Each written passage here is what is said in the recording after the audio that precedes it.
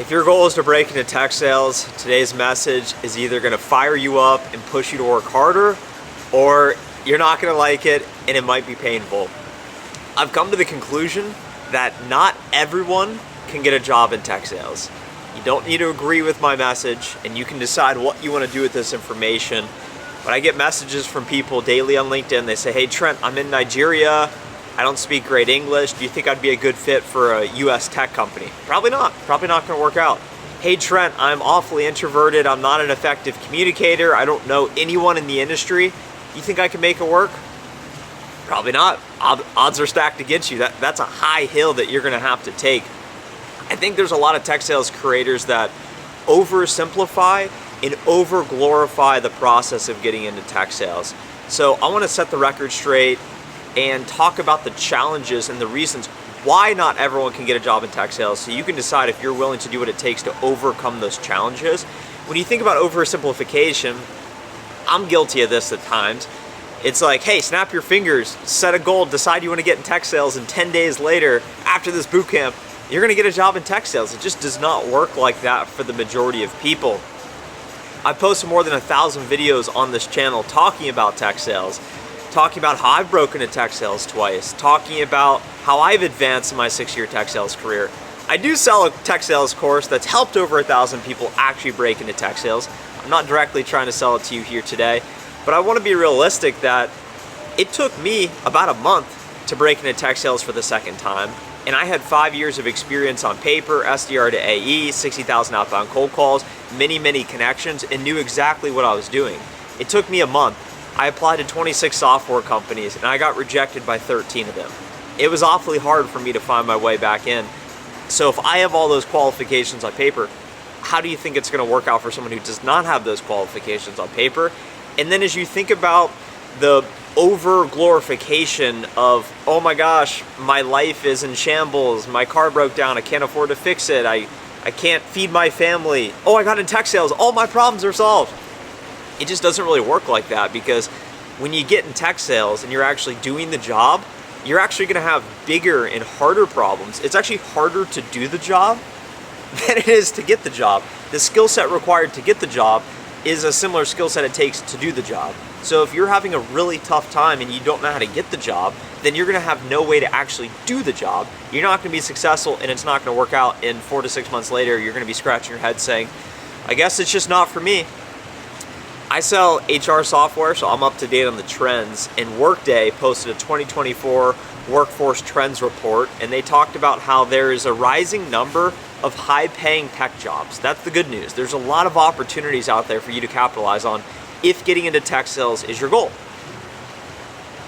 The bad news is that there is a rising number of applicants for those jobs. So the number of applicants that are looking to get these jobs are actually rising faster than the number of jobs that are growing. What does that mean?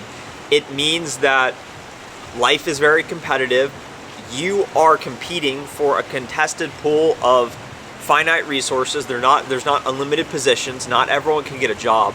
And this means that employers have the leverage. It means that the companies you want to go work for, they can be more strict. They can require qualifications. They can require experience. So for people that don't have qualifications or experience, or people who are switching from a different industry or have never done sales before, it's borderline impossible for you to get a job. Not everyone can get a job in tech sales.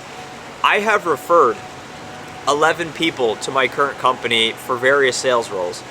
10 of them have gotten rejected.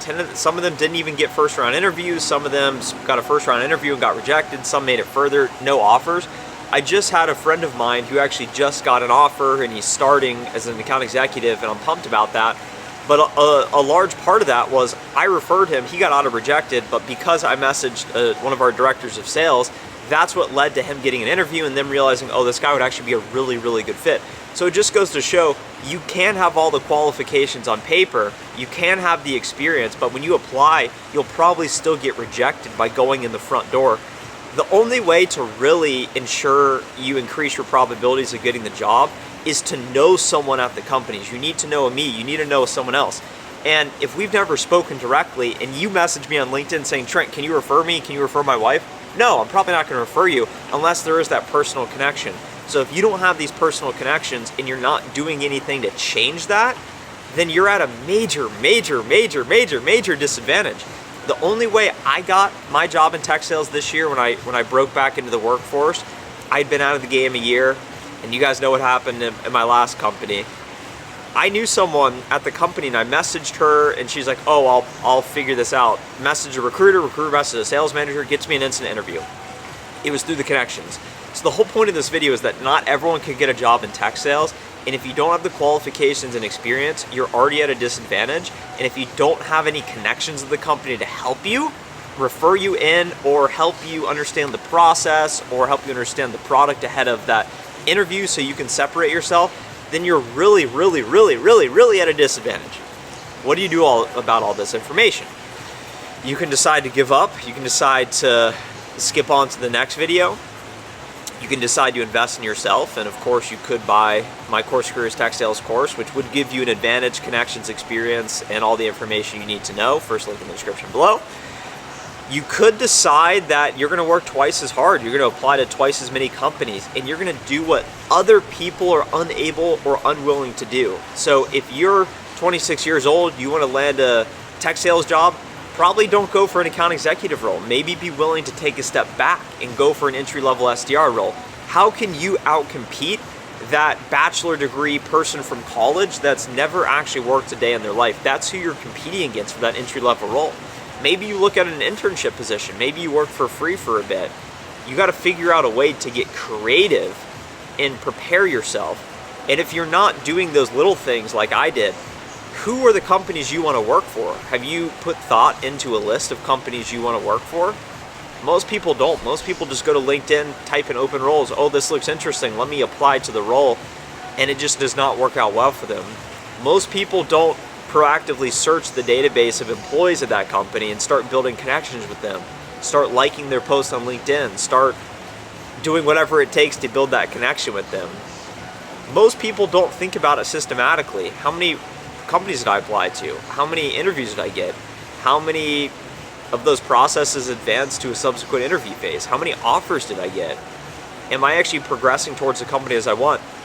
Am I prospecting the people at those companies that can influence my career track? And I'd say that's the number one hack, is if you don't have any connections, you don't have the experience, you don't have the qualifications, your only way of demonstrating to them that you're capable of doing the job is by applying to the role you want and then prospecting the people who are in a position to actually help you get the interview. That is the only way.